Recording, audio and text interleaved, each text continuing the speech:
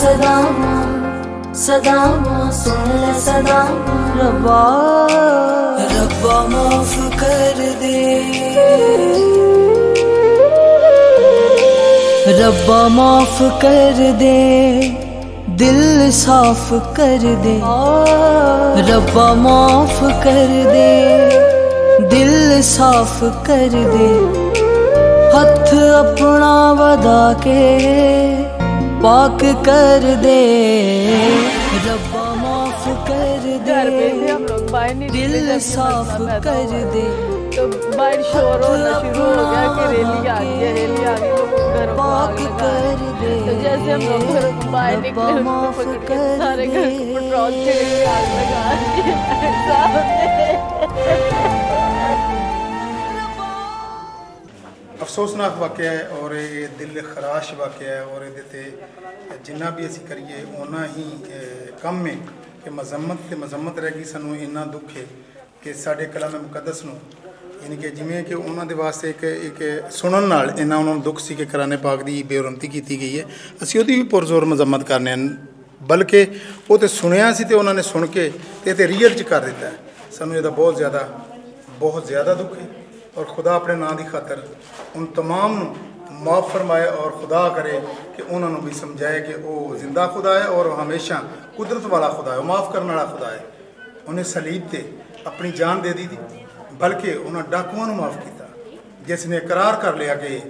ये असी तो गुनहगार हाँ लेकिन ये तो बेगुनाह है। खुदा ने कहा कि तू अज ही मेरे नाल फरदौस च होवेगा यानी माफ़ कर दिता जेड़े मनते ने खुदा उन्होंने माफ़ कर दिया। सो खुदा करे तमाम सुनने वाले नाजरीन ने मेरी यही अपील है कि जिन्हें दोस्त जिन्हें बाप इत्थे तक पहुँचे ने सानिया जड़ा वाले वे उन्होंने थैंक यू बोलना वा और जेडे अज तक नहीं आ सके खुदा उन्होंने ब्लैस करे और वो भी आन और अपनी कौम आवाम के लोगों की मदद बनन और खुदा ब्लैस करे। और मैं अपने पूरी टीम ली यूरल मिनिस्ट्री ली और तमाम दोस्तों का शुक्रिया अदा करना जिन्होंने अपने खुदा के दिते हुए दे विचों दिता और वो सारा इत्थे पहुँचे है। मैं उन्होंने तमाम दोस्तों का शुक्रिया अदा करना जेडे मेरे नाल मिल के इस सानिया जड़ा वाले दे विच जिन्ने दोस्त ने उन्होंने मदद बने ने खुआ कोई पैसे के जरिए खुआ कोई कपड़े के जरिए खुआ कोई बर्तन के जरिए जिन्निया दोस्तों ने मेरे खालक नगर के अंदर योहानाबाद आसफ टाउन गैलेक्सो और ये सारे जोड़े दोस्त अहबाब ने जिन्हें भैन भरा ने उन्होंने जिमें भी अपनी कोशिश काविश करके उन्होंने ये सारा पैसा फंड रेजिंग की थी और खुदा ने किया कि असी वो ईमानदारी इतों तक ले आए हैं। खुदा अगे भी सानू ब्लैस करेगा और खुदा असी करेगा कि असी अपने कौम आवाम लिए यूरल मिनिस्ट्री आवाज़ बनेगी और असी आवाज़ बनते रहेंगे। सो शुक्रिया तमाम वेखण वाले दोस्तों भरावां भैनों मेरे वालों सलाम पहुँचे।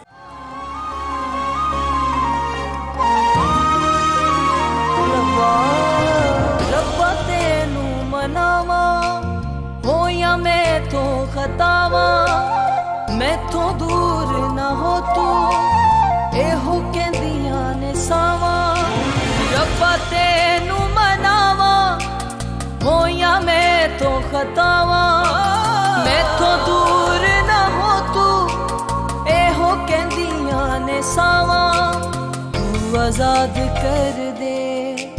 तू आबाद कर दे तू आजाद कर दे तू आबाद कर दे हथ अपना वधा के पाक कर दे रब्बा माफ कर दे।